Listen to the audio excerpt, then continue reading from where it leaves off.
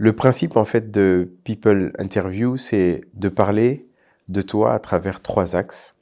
Parler un peu de ton passé, parler un peu de toi au présent, donc ce que tu es en train de faire, et alors parler de toi au futur, voir un peu tes projections, et surtout, conclure tout ça par ton message. Donc ça veut dire, à travers tout ce que tu fais, à travers tout ce que tu entreprends, si tu avais quelques minutes et un micro qui s'adresse au monde entier, qui te permet en fait d'être audible dans le monde entier, qu'est-ce que tu laisserais comme message? C'est un peu ça le concept de People Interview.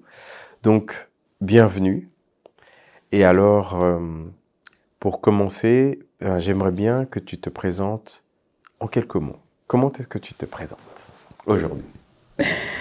Alors, moi, je suis Amina Zola. Bon,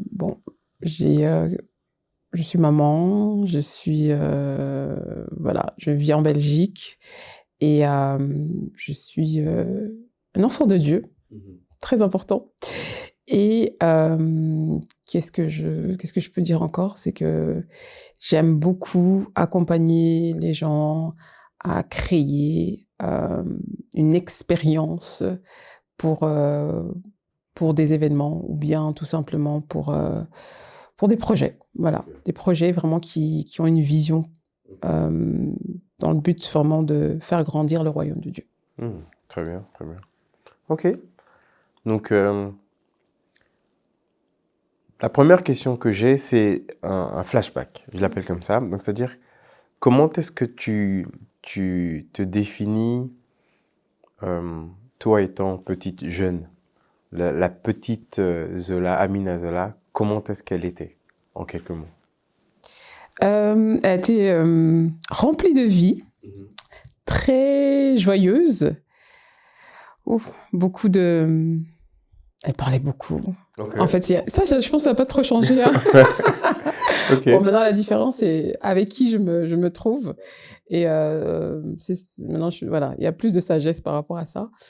Et un peu clown, quand même, parce qu'elle avait besoin de propager la joie sans le vouloir, en fait. C'était naturel, en fait. Voilà. J'étais déjà une lumière, déjà, à ce moment-là, je Ah, pense. clairement. Si, si. Non, c'est bien. Et du coup, dans quel environnement tu étais? Dans quel cadre tu étais? Tu étais seul dans ton coin? Tu étais entouré? Il y avait beaucoup de monde? Dans quel environnement tu as grandi un peu? J'ai grandi vraiment avec des environnements assez différents. J'ai grandi, donc, je suis née à Kinshasa et j'ai aucun souvenir vraiment de Kinshasa. Ma maman est venue ici en Europe et je suis restée avec ma grand-mère et toute, voilà, un peu la tribu qu'elle avait chez elle à la maison parce qu'il y avait beaucoup de gens chez ma grand-mère. Puis je suis venue ici en Europe et là, j'étais seule avec ma maman. Mes frères et sœurs n'ont pas pu venir tous à ce moment-là. Donc j'étais vraiment le bébé de maman à ce moment-là parce que j'étais la dernière, la quatrième. Et il y avait que des hommes, des garçons autour de moi plutôt, parce que on vivait dans la maison de ma tante et il y avait que des garçons. Et après, de là, on a dû partir. On a vécu aux Pays-Bas. Et là encore, c'est une autre histoire. Ma petite sœur est née quelques temps après. Entre le moment où je suis venue de Kinshasa et le moment où on est aux Pays-Bas, on va dire 6 ans passent. Donc voilà, parce que ma petite sœur est née, on a 7 ans de différence, elle et moi. Et beaucoup de drames autour de cette époque-là. Ma maman décide de partir du Pays-Bas une année après, à peu près, quand ma petite sœur est née. Et on revient en Belgique. Et là aussi, à l'époque, c'était pas facile. Hein. Donc, encore, on vivait beaucoup chez les gens. On vivait beaucoup, voilà, maman se cherchait parce que les histoires de papier ou quoi que ce soit. Donc, les cadres étaient assez différents, mais toujours ma maman à côté. Toujours, on était collés serrés, sac à main. Après, ma petite sœur aussi, sac à main. Donc, voilà, on allait de maison en maison jusqu'à ce que Dieu fasse grâce, on puisse avoir notre plein pied à Saint-Josse. Et ça, c'était, je pense que j'avais une dizaine d'années, quelque chose comme ça. Voilà.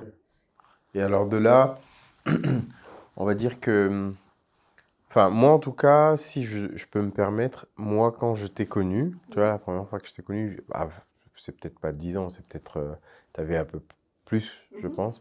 Je t'ai connu vraiment dans un environnement où il y avait beaucoup de garçons, tu vois. Et alors la question que moi je me posais, c'était, ok, comment est-ce que toi tu te créais ta place dans cet environnement où il y a beaucoup de monde, où il faut s'affirmer peut-être, où chacun a son caractère. Comment est-ce que toi tu te faisais ta place en fait? C'était environnement chez mamie. Enfin, chez. Je ne créais pas ma place. Je subissais. Je subissais. Euh, C'était. Maintenant, avec le recul, je me dis ok, on nous a préparé un peu à comment est-ce qu'une femme doit être, à se préparer à gérer la maison, à gérer en fait le monde. Parce que vraiment, ouais, on avait au moins une quinzaine de garçons dans la maison. Donc, chaque week-end, tu savais que tu devais aller faire une big grosse casserole de légumes. Voilà, tu faisais les courses, tu faisais même la lessive des gens. Donc, c'était, c'était une école. C'était une école. Ok. Aujourd'hui, je le dis comme ça, Ouais, mais ouais. C'était la grosse formation, quoi. ouais, voilà. Et relationnellement parlant, ça t'a sûrement influencé dans ton caractère. Et comment tu décrirais, donc, comment est-ce que tu as développé ta relation dans cet environnement? Comment tu faisais pour exister? En fait, finalement, je suis devenue très. Bon, il y a des choses qui sont passées aussi, hein, des dramas, entre guillemets. Peut-être pas dans cette maison-là, mais en tout cas, tout autour. Et ce que je peux dire, c'est que j'ai forgé un caractère qui n'était pas le mien. Donc, j'ai dû, en fait, m'adapter et être vraiment très. Voilà. Forte.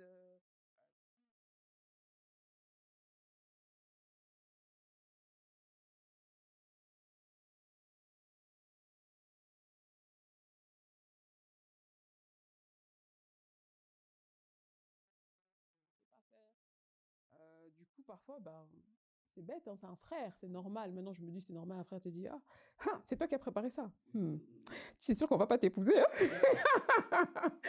Donc, tu fais. Ouais, non, mon caractère s'est forgé. Aujourd'hui, je me dis que mon caractère était. J'étais devenue vraiment très différente de ce que Ok, je suis aujourd'hui. Voilà. d'accord. Et alors, bon, on parlera de ces différences un peu plus tard.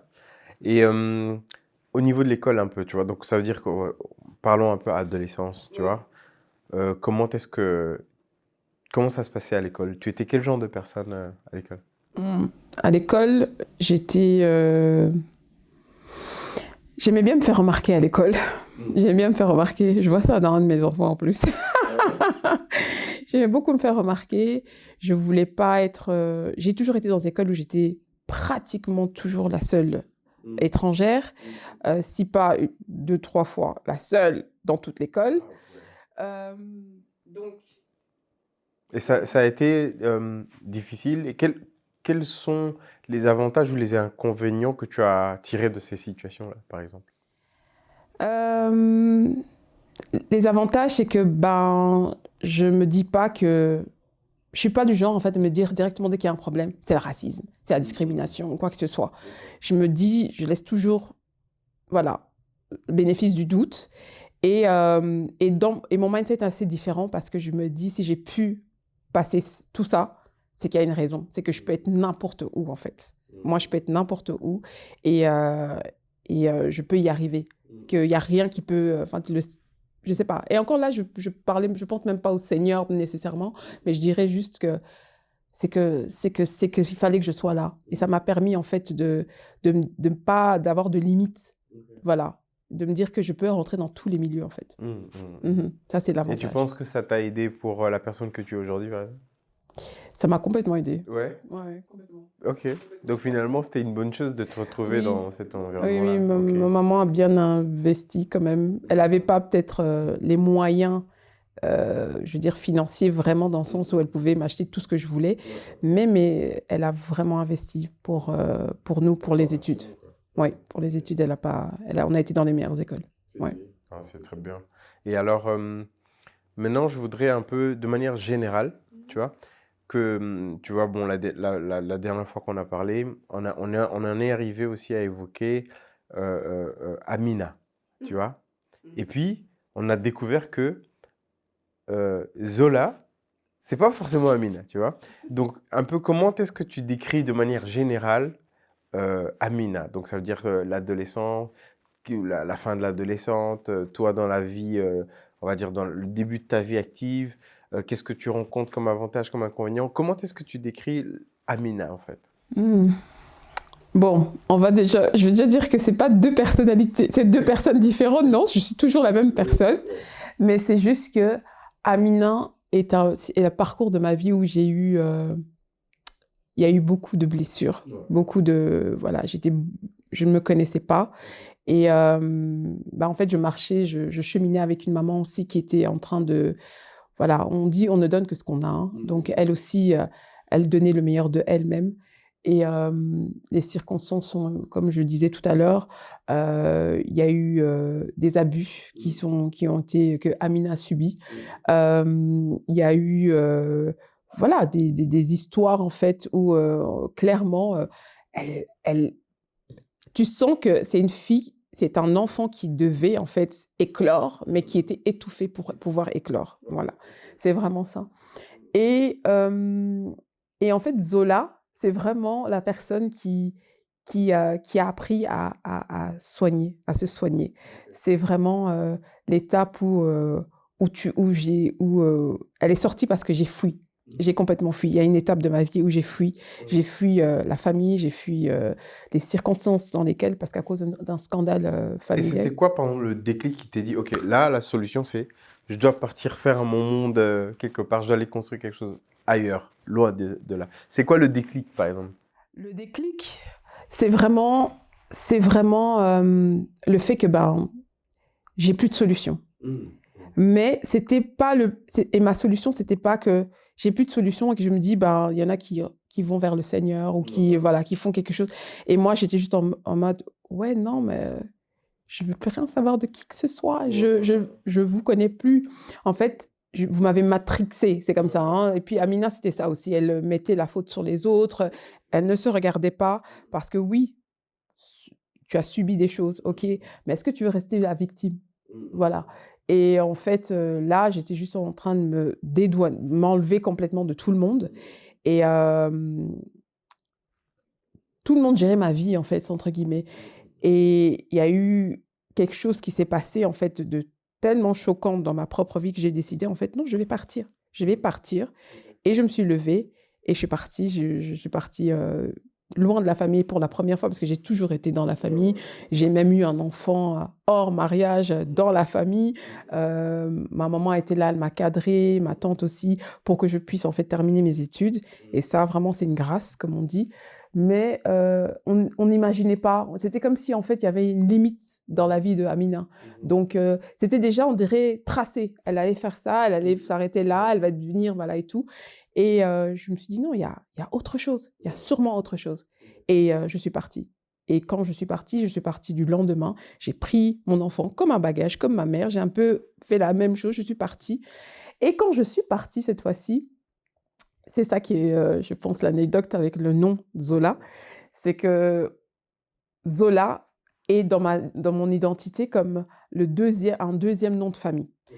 Et nous qui avons grandi, enfin qui sommes nés dans la période de Mobutu, on n'avait pas de prénom. Donc tout le monde m'appelait Amina, mais officiellement sur les papiers, il n'y avait pas écrit Amina.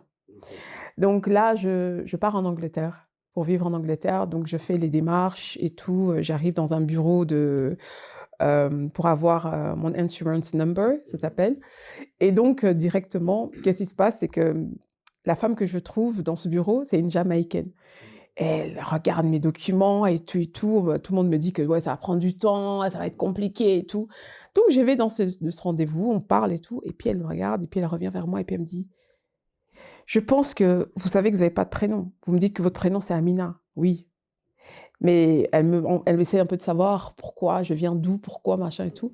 Et c'est comme si un ange, elle avait lu en fait dans mon histoire. Et elle me dit, oui, mais Amina n'existe pas, en vérité. vous n'avez pas ce nom sur votre pièce d'identité. Donc, votre prénom, on va prendre Zola et on va le mettre devant et on va dire que maintenant, à partir de maintenant, vous vous l'appelez Zola. Vous êtes une nouvelle, vous êtes une Zola. Parce que c'est votre nom, n'est-ce pas? Et je dis oui. Et puis elle me dit, bon, quand on vous demandera c'est quoi votre prénom, vous dites c'est Zola. Ah ouais. Et c'est là que ça a commencé, en fait. C'est né. C'est né Zola. Ok. Donc, officiellement, on donnait mon nom de famille, je donnais mon prénom Amina. J'ai étudié en Belgique avec le prénom de Amina. Tout le monde me connaît avec le prénom Amina. Et en fait, là, j'avais ce deuxième nom de famille qui s'appelait Zola, mais que j'utilisais jamais. Et donc, du coup, j'ai dit, bah, ok, d'accord, bah, ce sera comme ça. Donc, quand je me présentais, étant donné, même si quelqu'un regardait ma pièce d'identité, il voyait que le deuxième nom de famille, c'était Zola. Donc, pour lui, il disait, ah ouais, ça doit être normal. Et donc, de là est né Zola. Ok. En fait, quand tu as décidé de partir, c'est vers l'Angleterre que tu es C'est parti? l'Angleterre que je suis Et partie. pourquoi l'Angleterre? C'était l'endroit où c'était loin pour toi? J'ai toujours su, et je sens encore, que je suis une anglophone de l'intérieur. Ok. Mais c'est peut-être pour ça aussi que je suis entourée d'anglophones, en fait. Même dans mon milieu de travail, je parle tous les jours anglais. Donc, c'est vraiment dans le cadre familial que je suis plutôt avec les francophones. Même mes amis sont beaucoup plus anglophones que francophones. Donc, je sais que je terminerai ma vie dans un pays africain anglophone. Anglophone. Ok, ok. Eh ben, on a C'est déjà une vraiment, prévision nette là, tu c'est vois. pas complexé dans le fait que de parler anglais, mais la mentalité est tout à fait différente. Et c'est même en étant là-bas que je me suis rendu compte en Angleterre que qu'est-ce que j'ai fait pendant tout ce temps C'est en vrai? Belgique. Et c'était quoi la différence que tu as sentie par exemple? Tout le monde est beaucoup plus ouvert. Voilà, le fait j'aimais beaucoup les couleurs, mais je comprenais pas pourquoi, voilà, s'il y avait pas ce côté-là et tout. Et là, en fait, tu pouvais mettre des couleurs, c'était pas un problème. Couper tes cheveux, c'était pas un problème. Bon, c'est vrai qu'à l'époque, je m'habillais, voilà, d'une certaine façon aussi assez extravagant. Donc, c'était pas un problème. On te jugeait pas en fonction de ça. C'était vraiment en fonction de tes capacités. Qu'est-ce que tu étais capable de faire? Bah, service. Et en fait, j'ai appris dans le service aussi que ben, tu pouvais aider quelqu'un. Bah, pour eux, c'était là. Ah oui, bah tiens, on te donne le job. C'était bon. Et après, bon, je me suis formée et tout.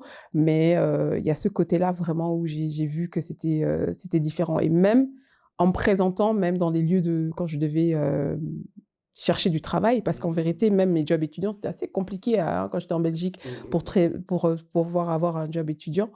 Mais avec le nom Zola, toutes les portes étaient ouvertes. Ouais. Et donc du coup, en fait, tu as fait combien de temps en Angleterre? J'ai fait exactement 3 ans. 3 ans. Et alors, après 3 ans, tu décides de revenir. Après, oui, à peu près 3 ans, je décide de revenir. Quelle raison? De force, force? on va dire ça comme ça. Pour les administrations, il y avait j'avais un peu des soucis d'administration. Et donc, du coup, je suis enceinte à ce moment-là. Ah, ok. Et alors, donc ça veut dire que là, tu as rencontré quelqu'un et tout ça. Donc tu as fait vraiment On était déjà en mai, on avait splitté, on avait très instable émotionnellement. Ok. Beaucoup d'instabilité émotionnelle. Voilà. Ouais. Et peut-être que c'est cette partie aussi de Amina, très instable émotionnellement, Ok. qui n'a pas grandi avec son papa. Donc, elle s'attachait beaucoup. Voilà, elle essayait de chercher la face paternelle, on va dire ça comme ça, cet amour qu'elle n'avait pas eu ou quoi que ce soit. Et oui, beaucoup d'instabilité émotionnelle, donc jamais en place pour une relation, toujours en train de se dire qu'elle peut faire mieux, une féministe d'une façon. Je ne suis pas contre les féministes, pardon, mais quand même, il y avait le côté un peu très subtil. Donc voilà. Ok. Ouais. Et du coup, comment ça se passe quand tu reviens alors en Belgique? En Belgique, tu es revenu? Ouais, on Comment ça revient se en passe quand tu reviens en Belgique. Belgique? Je reviens vraiment en me disant, j'ai échoué.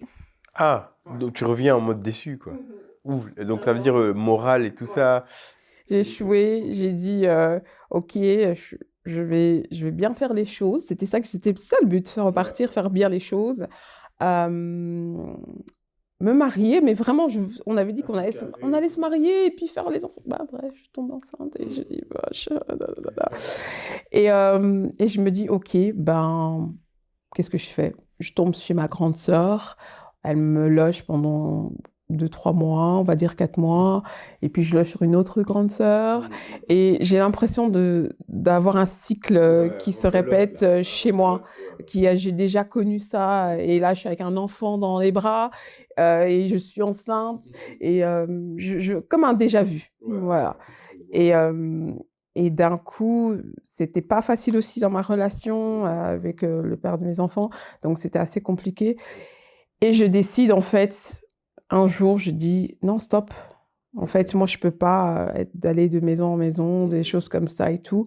C'est une décision. Et encore là, c'est une décision comme ça, sans te dire vraiment, c'est une conviction.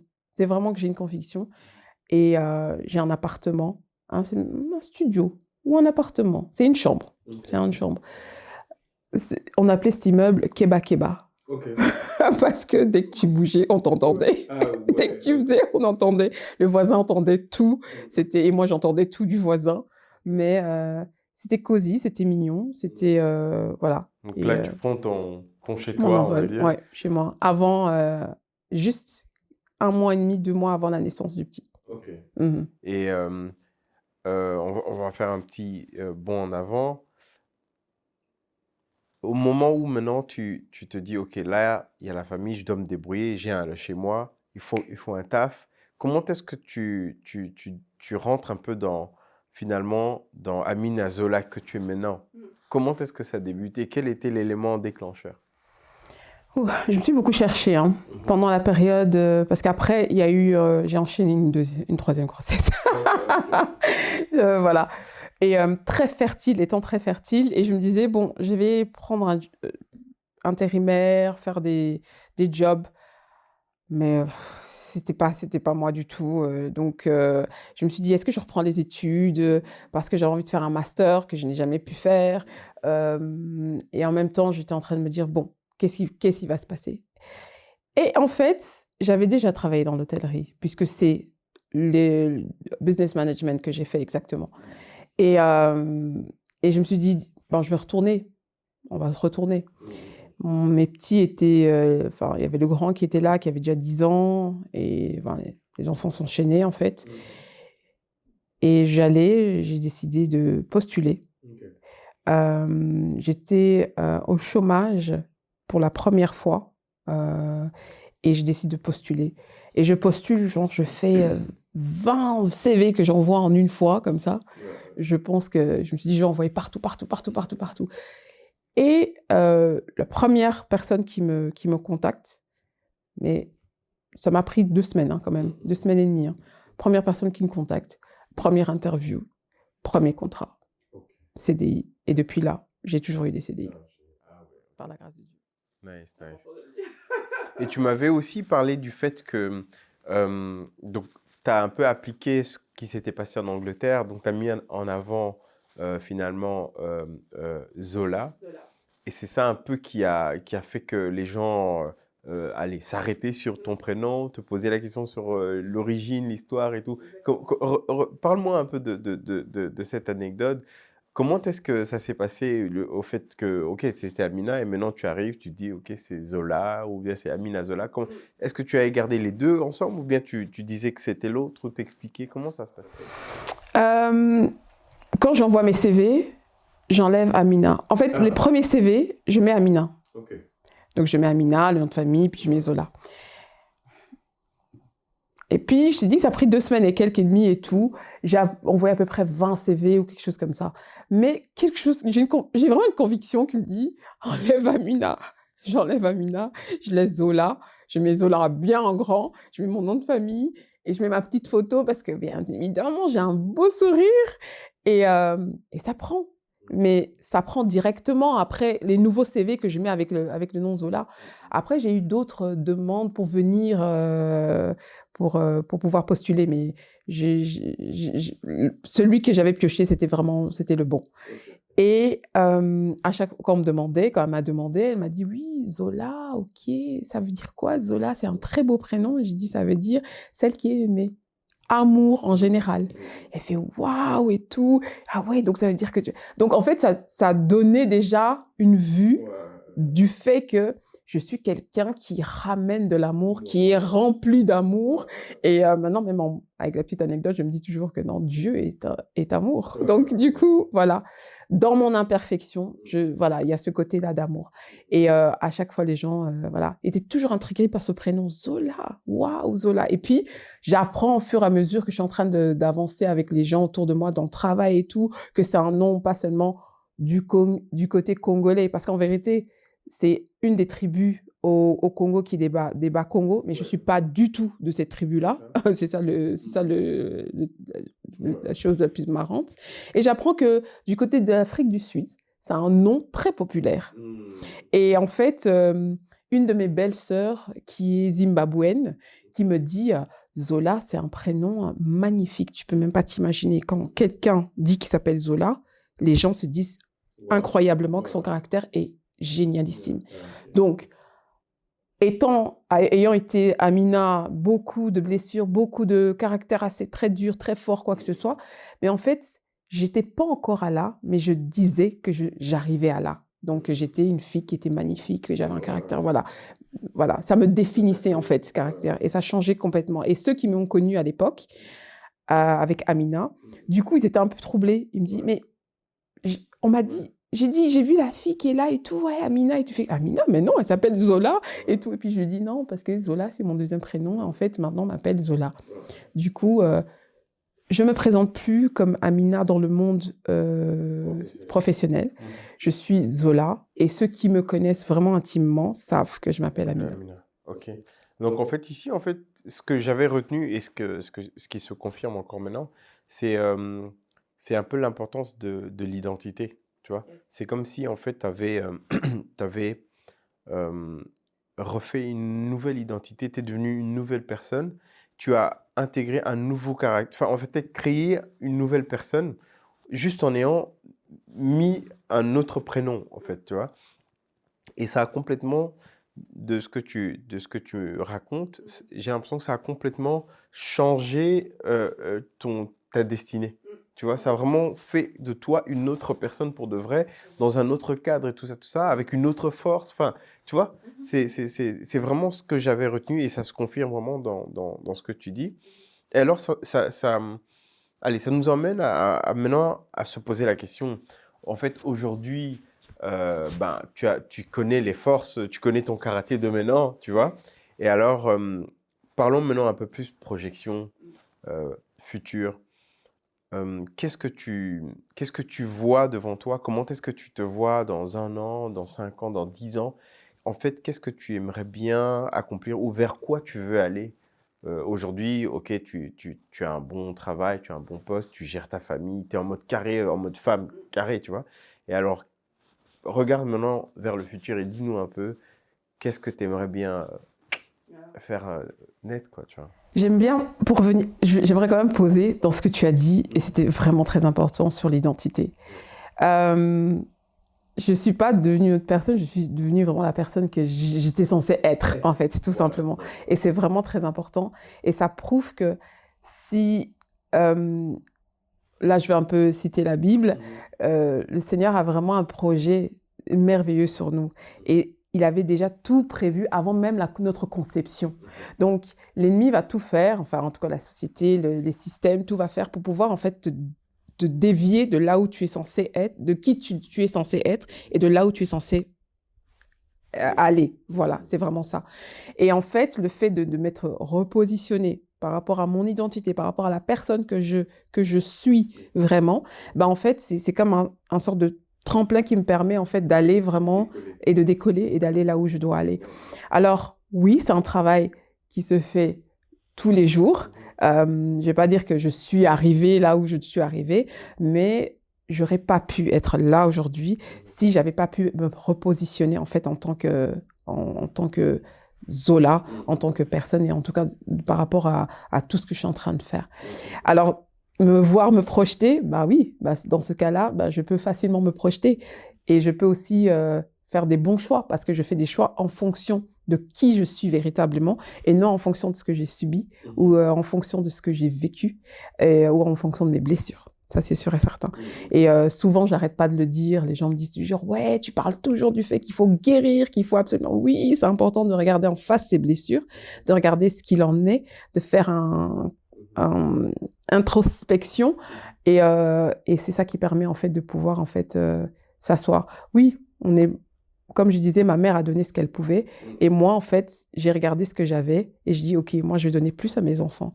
Alors, qu'est-ce que je dois faire? Ben, je dois travailler, je dois apprendre encore plus. Et en fait, là où je me vois dans 10 ans, je me vois en tant qu'une femme très épanouie qui connaît exactement qui elle est encore. Je pense que c'est quelque chose de continu, en fait. Et c'est une femme qui tire les autres femmes. Que ce soit des femmes, que ce soit des jeunes femmes. Oui, c'est là, en fait. Si tu ne te connais pas, tu peux pas partir loin. Je ne sais pas si je réponds à ce que tu me dis, mais c'est vrai que moi, dans 10 ans, je me vois vraiment bâtir je sais pas, des formations de leadership, mais vraiment pour l'identité. Et pour que les femmes puissent s'affermir en fait dans le milieu séculier. C'est vraiment ça.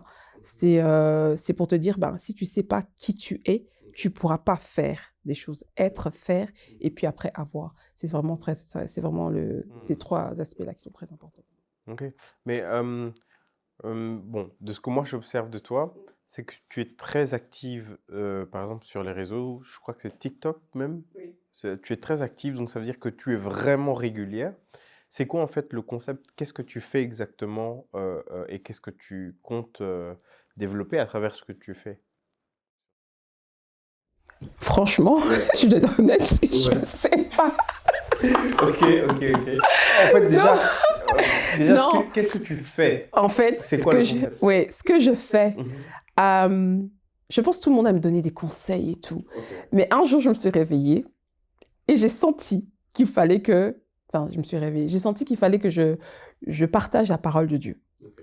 Parce que il y a vraiment 5 ans, on va dire ça comme ça, j'ai eu un shift aussi total, en fait, par rapport à ma vie, par rapport à ma relation avec le Seigneur. Et j'ai compris, en fait, que vraiment, mon identité, c'est pas seulement mon identité, qui je suis, mais mon identité en Christ. Donc, il y a tout ce côté-là, en fait, où j'ai vraiment... Je continue à travailler dessus. Et le Seigneur s'est révélé à moi. Et j'ai senti, il y a cette année, qu'il fallait que je lise la parole de Dieu. Après, je me suis dit, mais lire la parole de Dieu, mais tout le monde connaît la parole de Dieu. Parce que vu que moi, je suis toujours en cheminement pour apprendre, et j'ai pas honte de le dire, je pense qu'on découvre tout le temps. Il y a des versets parfois, on dit Jean 3,16, car Dieu a tant aimé le monde. On le dit vraiment comme ça. Mais parfois, lors d'une prédication, lors d'un échange avec quelqu'un, tu vois ce verset d'un autre... voilà, tu le vois dans un autre... Voilà. Et donc, je suis en train de me dire, mais lire la parole de Dieu, mais dans quel sens? Et je vais commencer où? Quel verset? Quel chapitre? Exactement et tout. Et à force de, entre guillemets, un peu me battre avec moi-même, est-ce que je le fais? Je le fais pas? Qui suis-je pour le faire et tout? Qu'est-ce que je vais apprendre à qui que ce soit? Un jour, je me suis levée, j'ai pris ma caméra, j'ai mis ma Bible, j'ai ouvert, j'ai senti que c'était le verset des psaumes, j'étais vraiment dans cet aspect-là, à vouloir lire les psaumes. Et j'ai juste lu un chapitre. Et puis, j'ai rien dit. J'ai dit juste, si tu as le temps, ben, médite Dessus. Ok, c'est dessus. parti de là en fait. Voilà. Ok. Donc en fait, tu tiens une chaîne sur TikTok là où tu lis la parole de Dieu et alors tu partages un peu ta compréhension, ton analyse de ça. Oui. Ok. Donc dans l'idée, en fait, est-ce que tu veux juste faire ce format-là, rester exactement dans ça, ou bien tu t'imagines ouvrir peut-être une chaîne YouTube, ou bien faire une conférence, ou un podcast, ou une émission, tu vois, est-ce que tu le vois évoluer, ou bien ce format-là te convient? Je sais que ça va évoluer. Mais pour l'instant, jusqu'à maintenant, ça fait à peu près 4-5 mois, je vais dire que je suis dessus. Ben, ça a évolué déjà la première fois, c'était juste je lisais et puis après maintenant c'est devenu autre chose. Je sens que je suis en train d'évoluer parce que je suis en train de maintenant de pas d'interpréter, mais de donner un petit mot d'encouragement derrière par rapport à ce passage-là. Et souvent, c'est des passages qui me parlent moi-même avant que ça parle aux autres, bien évidemment. Et oui, je ne sais pas où le Seigneur m'emmène, mais ce qui est sûr, c'est qu'il y a quelque chose. L'œuvre qu'il a commencée, il la terminera, ça c'est sûr et certain. Clairement. Ouais. Ok, très bien. C'est- Et en termes d'interaction avec ton public, est-ce que tu as des retours par rapport à ce que tu fais? Comment ça se passe, les retours? Les gens t'écrivent ou bien tu les rencontres? Est-ce que tu as déjà rencontré des personnes qui t'ont fait un feedback sur ce que tu fais? Comment ça se passe un peu? Ben, avant déjà, quand je partageais un peu mes écrits, parce que j'aime beaucoup écrire, euh, j'ai à cœur d'écrire un livre, mais je ne sais pas quand, comment exactement. Mais j'écris beaucoup sur Instagram et j'avais déjà des retours de gens voilà, qui m'envoyaient des messages, oh, ça m'encourage et tout et tout. Et c'est toujours le cas. Sur TikTok, beaucoup de personnes me demandent de lancer des lives pour faire des lives de prière en fait, voilà, parce qu'en fait, tous les versets ou en tout cas les versets que je lis, elles sont toujours je suis en train de fortifier quelqu'un. Ok. Parce que en vérité, je me rends compte qu'il y a des étapes que j'ai tellement traversées dans ma vie et que en fait, sans me rendre compte, le Seigneur avait été là en fait. Et, euh, et c'est vraiment ça. Ne baisse pas les bras, ça va aller. C'est compliqué, c'est vrai, mais ça va aller. Regarde, je te donne un exemple dans la Bible, il y a eu ça, il y a eu ça. Et en fait, là, je parle même pas encore de moi, mais à travers ça, il y a une façon de parler de moi aussi. Et c'est sur YouTube, parce que je fais comment on appelle ça, des shorts sur YouTube. Et c'est là que j'ai beaucoup de commentaires. Sur YouTube, j'ai beaucoup de commentaires. J'ai des commentaires, j'ai beaucoup de retours. Euh, je suis étonnée même parfois. Et oui, mais des personnes différentes, hein, voilà. Et je le vois, je le sens. Et voilà, je suis pas. Et quand je peux, je dirige les gens je demande un peu, oui, t'es dans quelle ville, t'es dans voilà, dans quel pays. Et j'essaie de les guider par rapport à l'église. Je m'improvise pas, voilà, non, sans prétention, je m'improvise pas. Donc, je conseille, je mets directement vers une personne que je connais ou en tout cas, où vraiment j'ai à cœur. Et voilà, et c'est tout. C'est vraiment ça. C'est vraiment comme ça que ça va. Et une question qui me traverse là comme ça, est-ce que tu as déjà en tête le titre de ton livre? J'ai pas encore en tête le titre Non? du livre. Par contre, je sais de quoi ça parlera. J'ai eu cette révélation-là pendant que j'attendais le train. Ok. Voilà. Ah, Ouais. ok, d'accord. Et alors, là, on est presque à la fin. Vraiment, la dernière grande question, c'est maintenant, tu vois, à travers tout ce qu'on a parcouru, hein, à travers ton histoire, à travers ce que tu fais professionnellement, à travers ce que tu fais avec ta passion, donc le partage de la parole, qu'est-ce qu'on doit retenir du message? Qu'est-ce que tu veux aujourd'hui qu'on comprenne dans, on va dire, l'essentiel de ton message à travers ton activité et à travers ta vocation, c'est quoi? Qu'est-ce qu'on doit retenir? Oh, que les gens doivent se connaître pour éclore. C'est vraiment ça. Euh, en fait, la révélation que j'ai eue de la personne que je suis, c'est le souhait que je souhaite à toute femme. Parce que parfois, qu'est-ce qui se passe, c'est que, comme ma mère aime bien dire souvent, il n'y a qu'un voleur qui peut reconnaître un voleur. Ça a l'air un peu, c'est pas très glamour, mais je veux dire, ayant passé des étapes très compliquées et ayant été une femme blessée, je sais reconnaître une femme blessée ou une personne blessée. Donc, c'est pas que je suis experte en la matière, mais en tout cas, ce qui est sûr, c'est que mon but, c'est que les gens ne vivent pas cette fausse vie, en fait. Parce que ce mascarade-là, je l'ai fait aussi, je connais. Et pourtant, ce que tu as, c'est bien plus que ce que tu montres.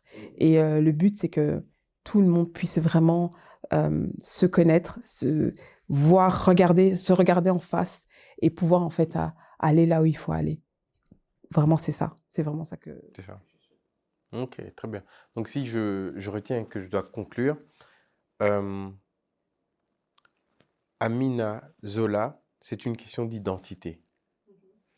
Et en fait, à travers ton expérience, à travers cette évolution, ce passage entre les deux prénoms, tu as découvert, en fait, tu t'es ancré dans une nouvelle identité qui a donné un sens à ta destinée.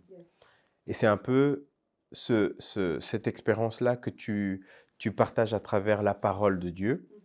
Et c'est un peu, finalement, l'identité qui est le cœur même de ta vocation. Donc, c'était Amina qui est devenue Madame Zola et qui a toujours été, on va dire, pas très loin de moi, de près ou de loin, et ça fait longtemps, on est de la même famille. Et je tenais vraiment à l'inviter parce que j'ai vu son évolution et je vois surtout son quotidien, je vois l'excellence qu'elle met sur la table. Et c'était vraiment un honneur de la voir. Et moi, c'est Agnès Christian et c'était People Interview. Merci. Merci.